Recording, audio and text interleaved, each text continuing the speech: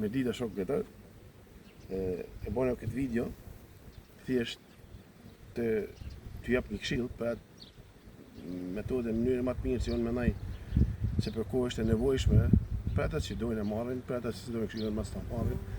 Unë personalisht i tajtari në këtë kohë ku janë me 6, 7, 8 pjellë e blet, para se me fillu me arë nektari, gjithmonë i tajtaj me ilaç kundër varros. Për momentin jam mbështet ilaçin e shokut tonë Festin Bashës për varomitin, një prodhim turk shumë i suksesshëm, shumë i mirë që është tregu kohëve të fundit, edhe ju këshillaj që mas ta neglizhoni trajtimin pranveror kundër varrosit, të hypin blet shumë të forta nëpër kollosa edhe të kena bletë shëndetshme. Ju përshëndes edhe një vit shumë të mbarë. Suksese!